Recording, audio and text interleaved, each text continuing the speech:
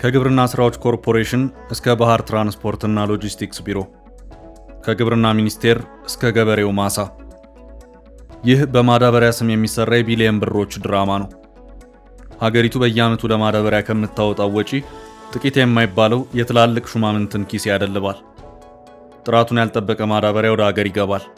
ለምርት በሚል የሚገዛውን ማዳበሪያ ሌላ ጣጣ ይዞ ይመጣል። ከሰሞኑ በዚህ የሙስና ሰንሰለት ውስጥ ያሉ ከሚኒስትር ማዕረግ ጀምሮ እስከ ታችኛው እርከን ያሉ ሙሰኞች መያዛቸውን ሰምተናል። የዛሬው ታሪካችንም ማዳበሪያንና ወንጀሉን የሚመለከት ነው። አብራችሁን ቆዩ።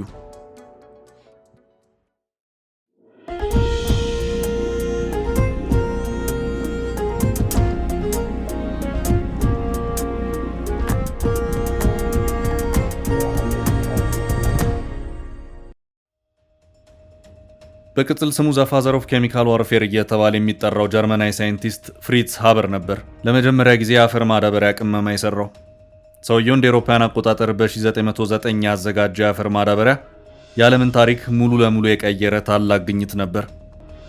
የሰው ልጆች የዘሩት ሰብል የተሻለ ምርት እንዲሰጥ ለማድረግ ከዚያ ቀደም የአዋፍ ኩስን እንደ ማዳበሪያነት ይጠቀሙ ነበር።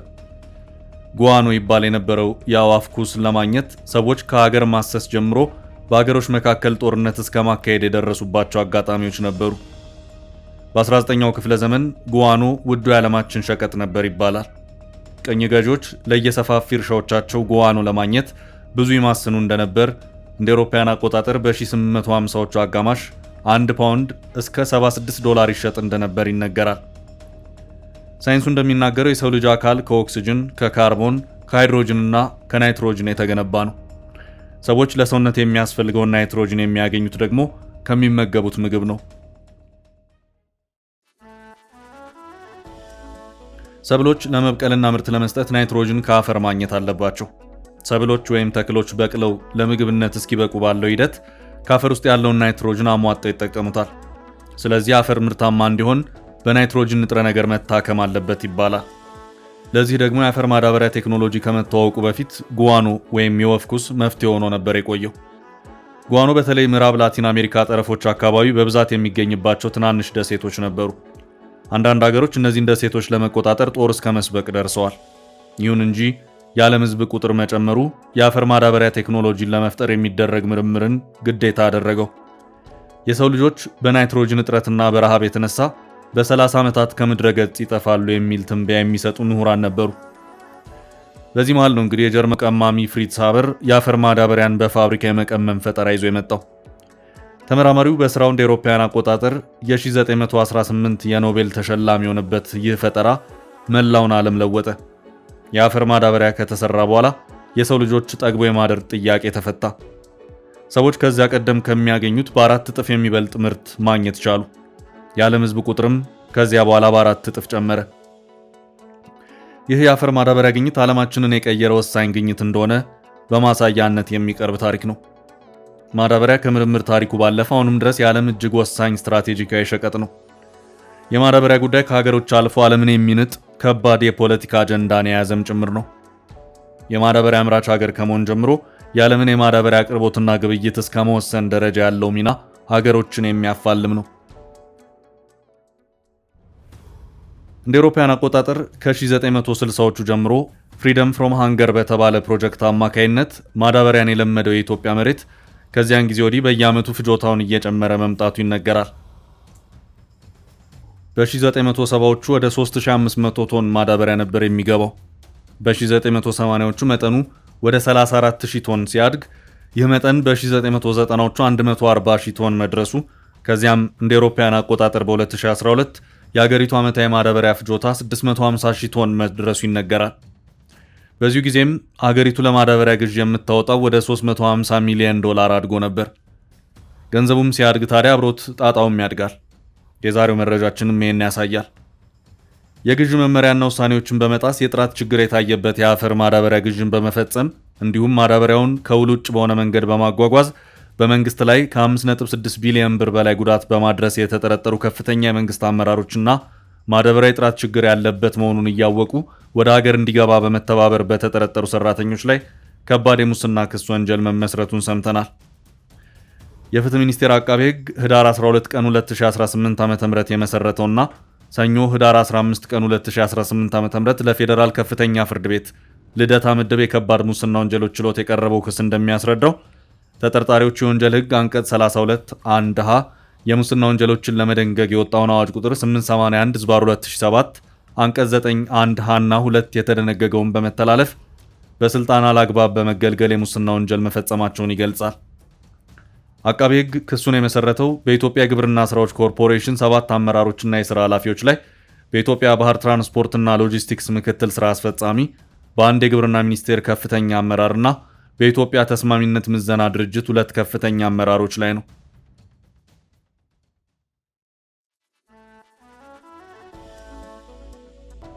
በወንጀሉ ተጠርጥረው በሕግ ቁጥጥር ስር የዋሉትና ክስ የቀረበባቸው የኢትዮጵያ ግብርና ስራዎች ኮርፖሬሽን አመራሮች መካከል በክስ መዝገቡ በአንደኛ ደረጃ የተጠቀሱት የኮርፖሬሽኑ ዋና ስራ አስፈጻሚ የነበሩት አቶ ክፍሌ ወልደ ማርያም ጋዎ ናቸው። በተጨማሪም በዚሁ ኮርፖሬሽን የግብርና ግብዓት ምርትና አቅርቦት አብይ ዘርፍ ምክትል ዋና ስራ አስፈጻሚና የአፈር ማዳበሪያ ግዢ ኮሚቴ ሰብሳቢ በነበሩት አቶ ወልደ አብደምሴ ክብረት፣ በኮርፖሬሽኑ የኮርፖሬት ሀብት አመራር ዘርፍ ምክትል በዚህ ዋና ስራ አስፈጻሚና የአፈር ማዳበሪያ ግዢ ኮሚቴ አባል በነበሩት አቶ ተንሳይ ሜጫ ወልደ ስላሴ፣ በኮርፖሬሽኑ የኮርፖሬት ፋይናንስ ዘርፍ ምክትል ዋና ስራ አስፈጻሚና የኮርፖሬሽኑ የግዢ ኮሚቴ አባል በነበሩት ወይዘሮ መንበረ ኃይለ ማርያም ነጋሳ፣ በኮርፖሬሽኑ ከፍተኛ የግዢ ባልደረባና የማዳበሪያ ግዢ ኮሚቴ አባልና ጸሐፊ በነበሩበት አቶ ሚሊየን ገረመው እሸቱ፣ በኮርፖሬሽኑ የግብርና ምርት ማሳደጊያዎች አቅርቦት ዘርፍ ስራ አስፈጻሚና የኮርፖሬሽኑ የአፈር ማዳበሪያ ግዢ ኮሚቴ አባል እንዲሁም የብሔራዊ አፈር ማዳበሪያ ግዢ ኮሚቴ ጸሐፊ በነበሩት አቶ ሰለሞን ገብረ መላክና በኮርፖሬሽኑ የግብዓት ግዥና ትራንዚት ክፍል ስራ አስኪያጅ የሆኑት አቶ ዘላለም ዳኜ ሮሪሳ እንደ ቅደም ተከተላቸው ተጠርጥረው ተከሰዋል።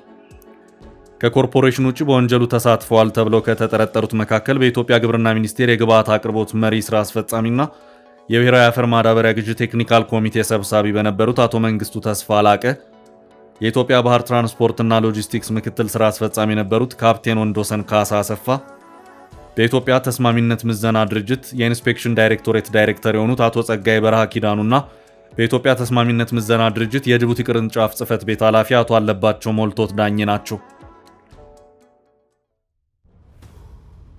አቃቤ ሕግ የክሱን ምክንያት ሲያብራራ ተከሳሾች የመንግስት የሥራ ኃላፊነት ላይ ተመድበው ይሰሩ በነበሩበት ወቅት በዋና ወንጀል አድራጊነት ተካፋይ በመሆን የማይገባቸውን ጥቅም ለማግኘት ወይም ለማስገኘት በማሰብ የ2017-2018 የምርት ዘመን የአፈር ማዳበሪያ ግዢን በኢትዮጵያ ግብርና ስራዎች ኮርፖሬሽን የጸደቀ የግዢ መመሪያ፣ በገንዘብ ሚኒስቴር በተዘጋጀ የአፈር ማዳበሪያ ፍላጎት አቅርቦትና ግዢ መመሪያ 977/2016ን ኮርፖሬሽኑ ከግብርና ሚኒስቴር፣ ከኢትዮጵያ የባህር ትራንስፖርትና ሎጂስቲክስ ድርጅት፣ ከብሔራዊ ክልል መንግስታትና ከኢትዮጵያ ንግድ ባንክ ጋር የፈጸመውን የአምስትዮሽ ውል ኮርፖሬሽኑ ከኢትዮጵያ የተስማሚነት ምዘና ድርጅት ጋር በህዳር 2017 ዓ.ም የተፈራረመውን የአገልግሎት አሰጣጥ ውል፣ ከብሔራዊ ክልል መንግስታት ለኮርፖሬሽኑ የአፈር ማዳበሪያ እንዲያስመጣ በተሰጠው ውክልናና የኮርፖሬሽኑ የሥራ አመራር ቦርድ በሚሰጠው ውሳኔ መሰረት የ2017-18 የዓለም አቀፍ የአፈር ማዳበሪያ ግዢን መፈጸምና ማስፈጸም ሲገባቸው ኃላፊነታቸውን ያለ አግባብ በመገልገል ከላይ በተጠቀሱት የህግ ማዕቀፎችና ውሎች የተዘረጋውን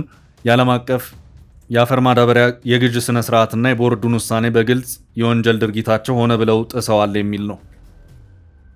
በኢትዮጵያ ግብርና ስራዎች ኮርፖሬሽን ውስጥ በማዳበሪያ ግዥ ኮሚቴ አባል የሆኑት ተጠርጣሪዎች የኮርፖሬሽኑ የሥራ አመራር ቦርድ የ2017-18 ምርት ዘመን ቀሪ የዳፕና የዩሪያ የአፈር ማዳበሪያ ግዥን በተመለከተ እስካሁን የማዳበሪያ አቅርቦት በውላቸው መሰረት አሟልተው ለኮርፖሬሽኑ ያቀረቡ ድርጅቶች ተመርጠው በውስን ጨረታ እንዲፈጸም የሚል ውሳኔ ያሳለፈ ቢሆንም ቦርዱ ውሳኔውን ከሰጠበት ሚያዝያ 21 ቀን 2017 ዓ.ም በፊት ከኮርፖሬሽኑ ጋር ውል ያልነበረውን በቦርዱ ውሳኔ መሰረት በጨረታው ለመሳተፍ የተቀመጠውን መስፈርት የማያሟላውን ካቀረበው የጨረታ ሰነድ ጋር ለማዳበሪያው ከአምራቹ የሚሰጥ የጥራት ምርመራ ሰርተፍኬት ወይም ማኑፋክቸረር ሰርተፍኬት ኦፍ ኳሊቲ አናሊሲስ ወይም አምራቹ ለሚቀርበው ማዳበሪያ ሊሰጥ የሚገባውን የጥራት ማረጋገጫ ወይም ማኑፋክቸረር ሰርተፍኬት ኦፍ ፈርቲላይዘር ያላቀረበውን ተጠርጣሪዎቹ አስቀድመው በስውር ለተመሳጠሩበት ሚድ ገልፍ ኢንተርናሽናል ሊሚትድ ዝቅተኛ ዋጋ አቅርቧል በማለት 102,000 ሜትሪክ ቶን ዩሪያ ማዳበሪያ ከቻይና ቲንጂያን ወደብ እንዲያቀርብ መርጠው የጨረታ ውጤቱ ለብሔራዊ ማዳበሪያ ግዢ የቴክኒክ ኮሚቴ እንዲላክ መወሰናቸውን ክሱ ያብራራል። የኮርፖሬሽኑ ዋና ስራ አስፈጻሚ ቦርዱ ለውስን ጨረታ ያስቀመጠው ቅድመ ሁኔታ መሟላቱን በማረጋገጥ ለብሔራዊ ማዳበሪያ ግዢ የቴክኒክ ኮሚቴ ጨረታ ውጤቱን መላክ ሲገባው ይህንን ኃላፊነት አለመወጣቱንም አቃቤ ሕግ በዝርዝር ባቀረበው ክስ ላይ ገልጿል። በአጠቃላይ ተከሳሾቹ የቦርዱን ውሳኔዎች፣ የግዥ መመሪያንና የውሎች ድንጋጌዎችን በመጣስ ግዥ እንዲፈጸም ማድረጋቸውን የአቃቤ ሕግ ክስ ያብራራል። በዚህም የተጋገረ ማዳበሪያ ማስከስከሻ $204,000 መከፈሉን፣ ከመቀሌ መርከብ ላይ ጊር በመነቀሉ $100,000 ወጪ መደረጉን፣ ለማዳበሪያ ግዢ $39,992,860 መከፈሉንና በድምሩ $40,296,860 ወይም $5,681,857,260 ብር በህዝብና በመንግስት ላይ ጉዳት መድረሱን አቃቤ ሕግ በክስ ዝርዝሩ አስቀምጧል። ተጠርጣሪዎቹ ባደረሱት ጉዳት በዋና ወንጀል አድራጊነት ተሳታፊ በመሆናቸው ስልጣናቸውን አላግባብ ተጠቅመዋል በማለት አቃቤ ሕግ የከባድ ሙስና ወንጀል ክስ መስርቶባቸዋል። የክስ ውጤትና የተጠርጣሪዎቹን መጨረሻ ተከታትለን የምናሳውቃቸው ይሆናል። ሰላም ለሀገራችን።